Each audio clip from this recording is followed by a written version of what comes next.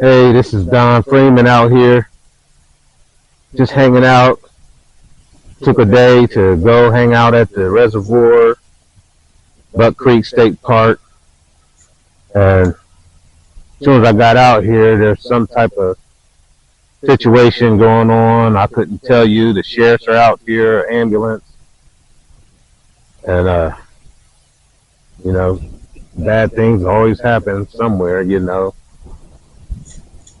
Hopefully everybody's all right. I don't think it was a boating accident, but you know, things happen.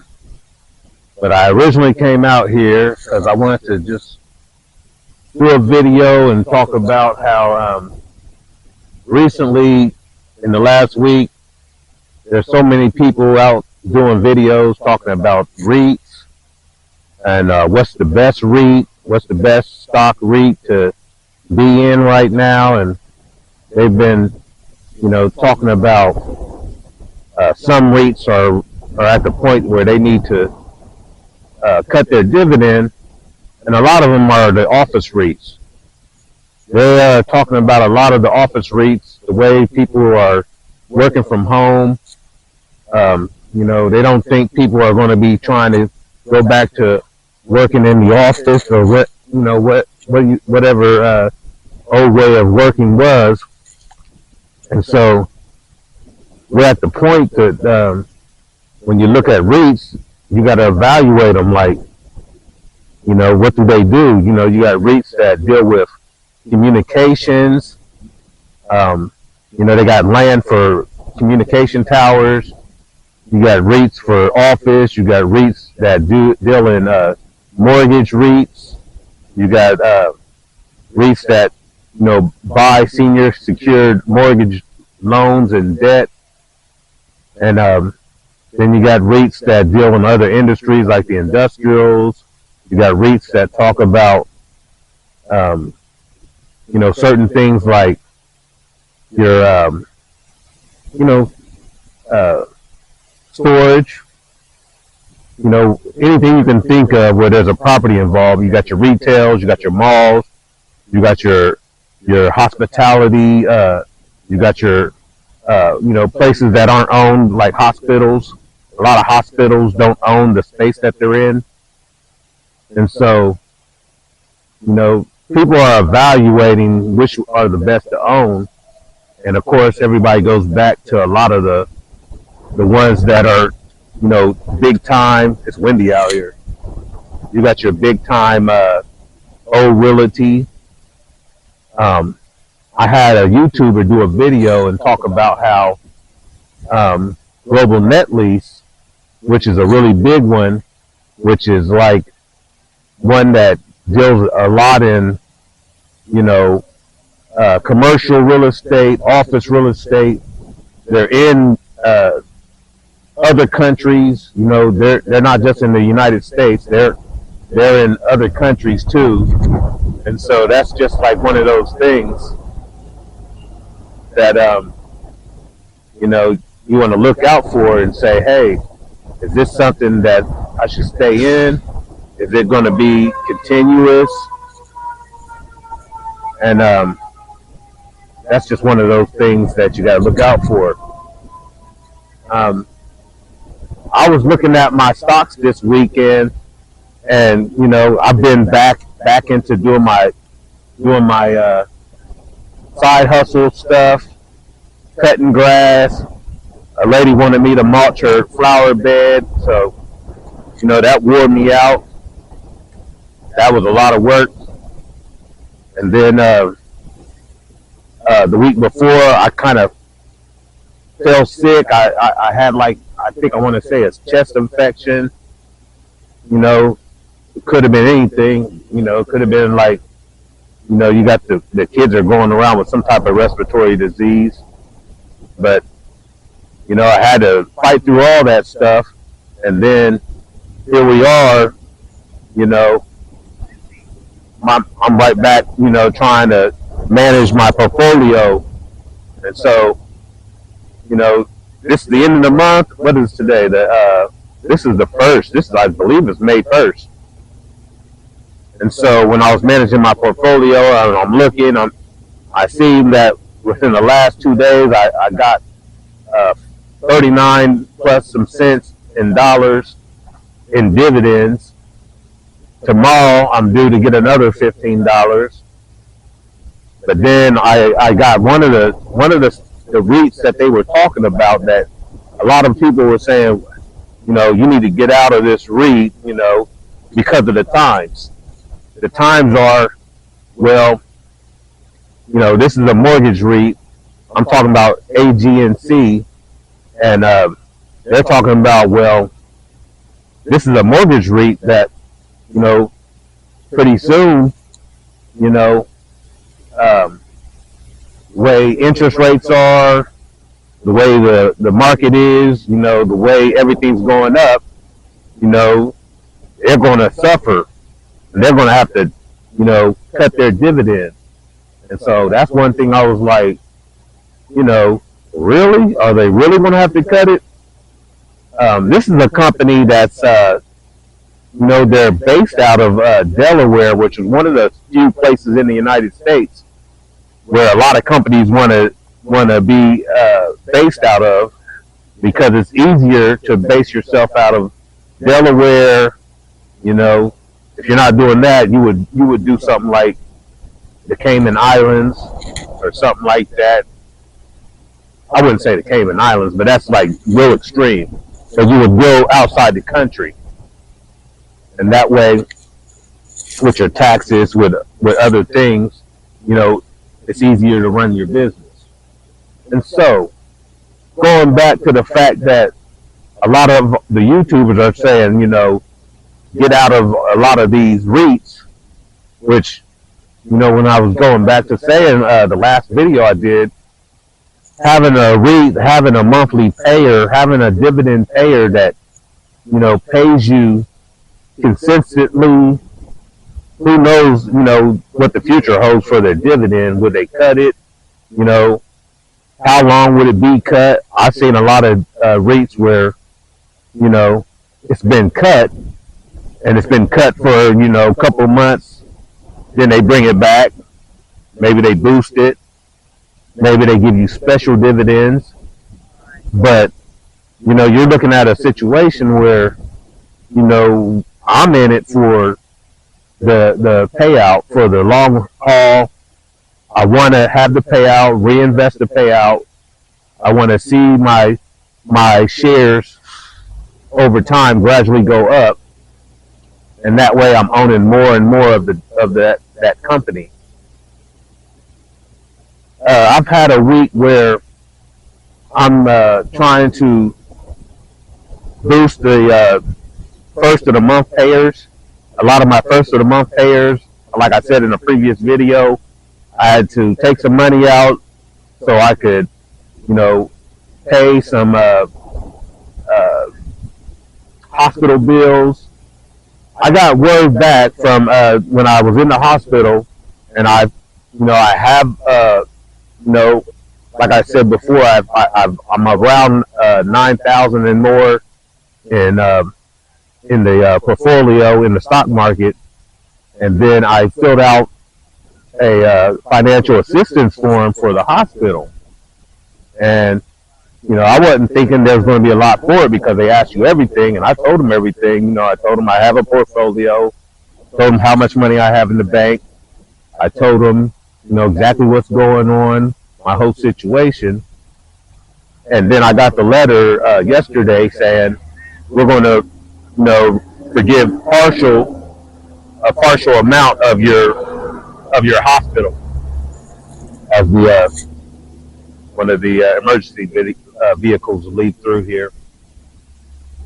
But that was good news that I got okayed for partial of my hospital bill being taken care of, because I paid for some of the other stuff.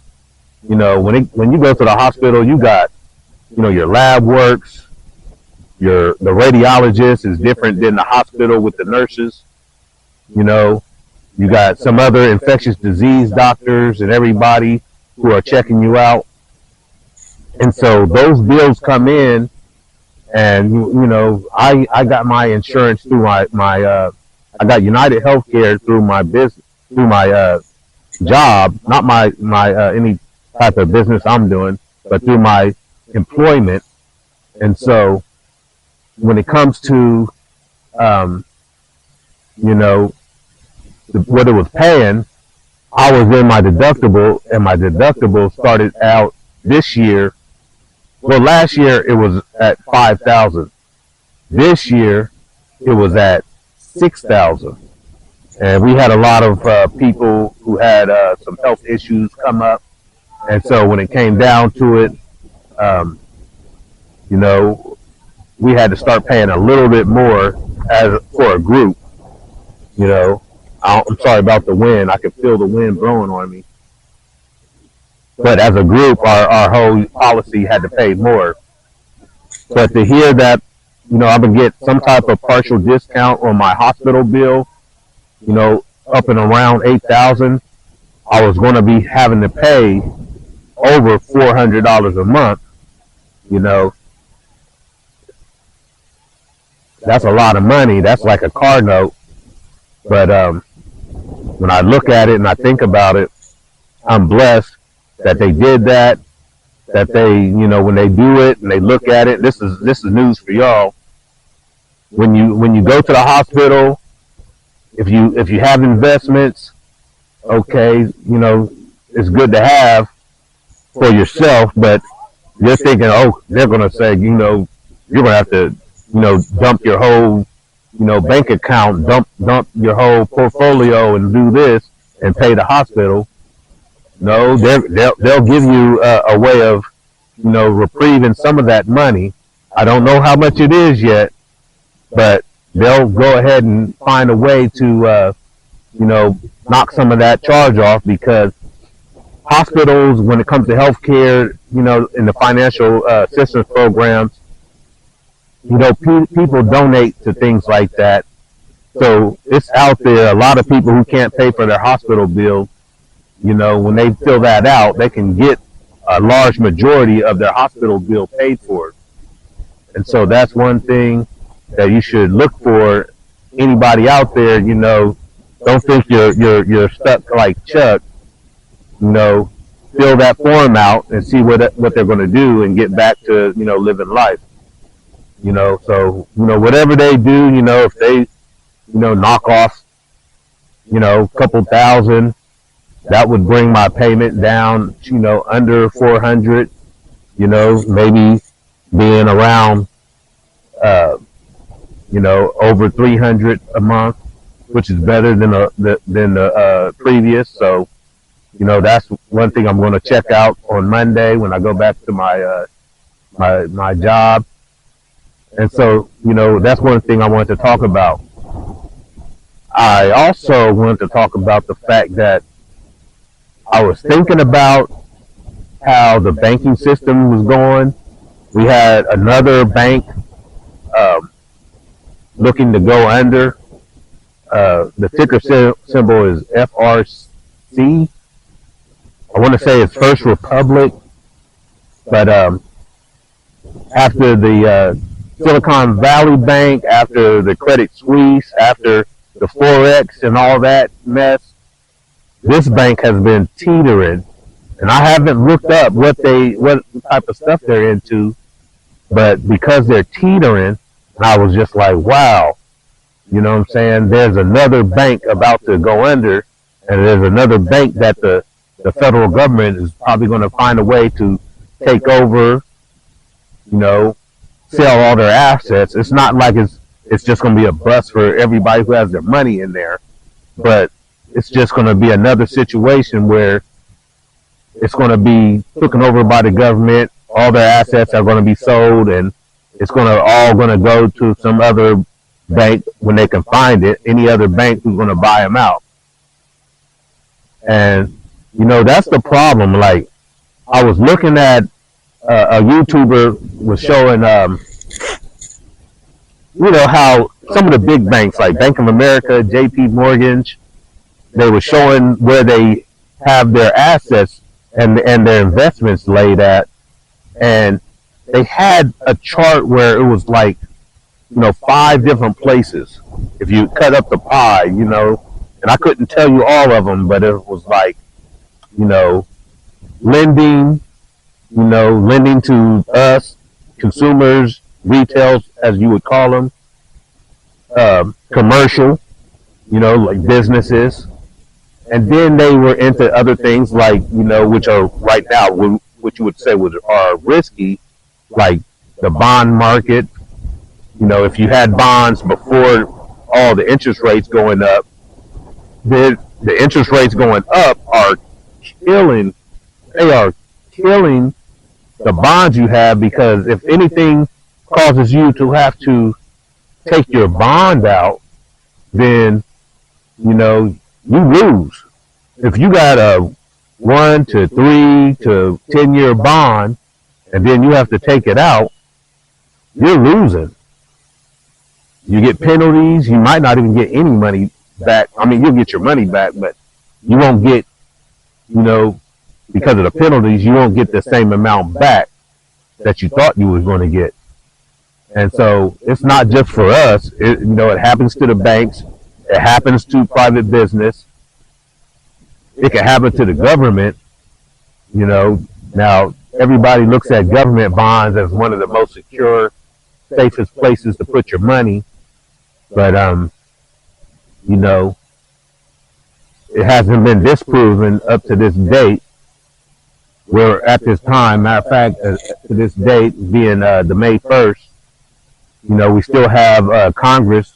Our Congress are throwing back and forth debt limit deals, but, to this date, we've never defaulted on our debt. The Democrats, they've raised the debt 26 times. The Republicans, they've risen the debt, around 70 to 80 times. So, I wouldn't look at that being a problem. But when you look at the grand scheme of things, and that's one thing I was thinking about, the grand scheme of things. You got the federal government in the laws, in the way they drew up laws in banking. If I put my money in a bank, you see what I'm saying? Say I put $1,000 in a bank, then the bank legally can ask the government for,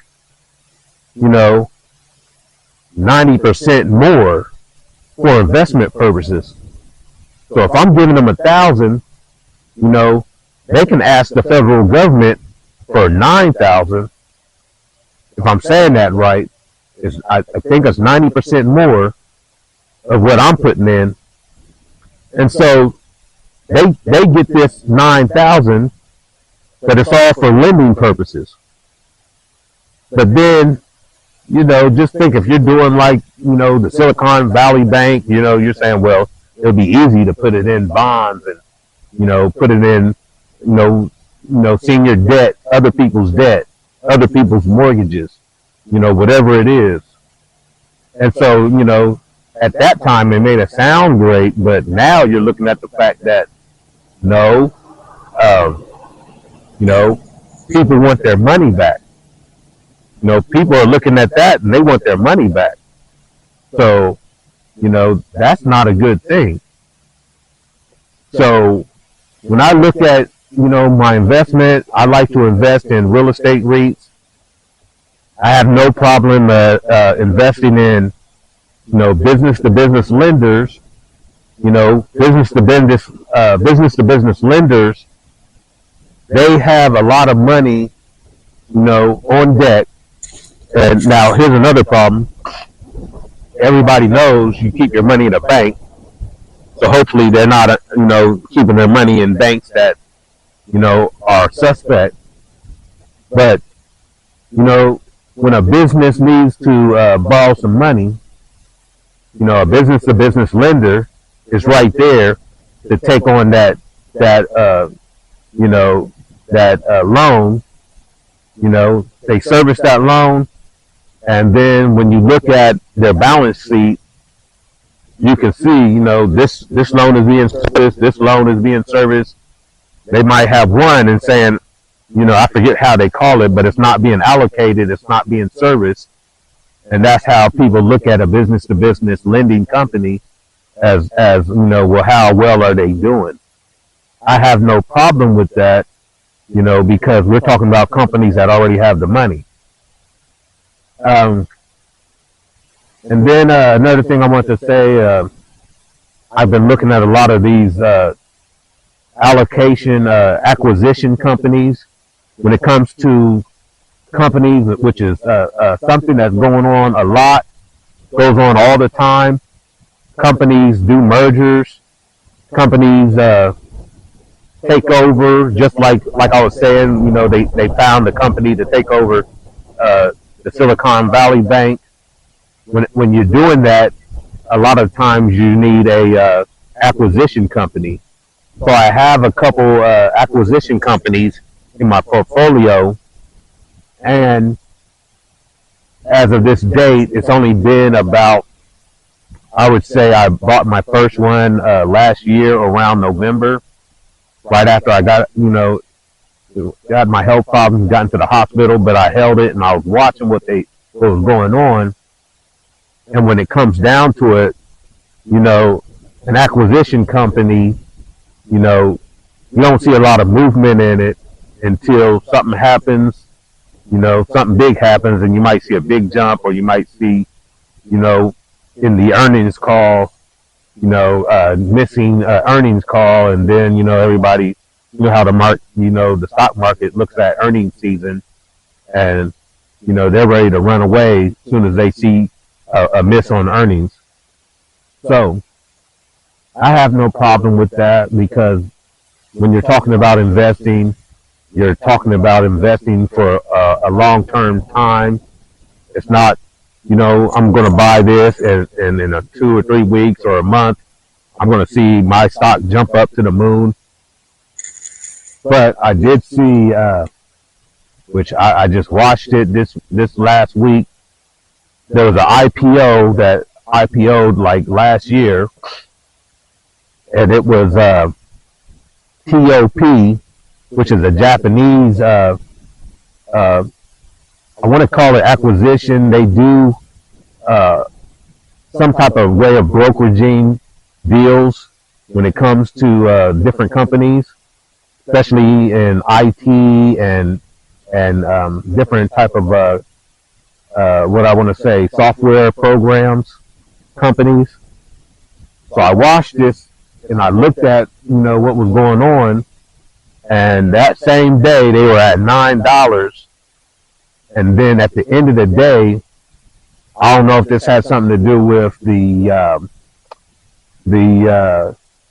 Reddit people, but it jumped up, I want to say like 50%, no, more than 50%, 500%, which would be like, it jumped from $9 to $50.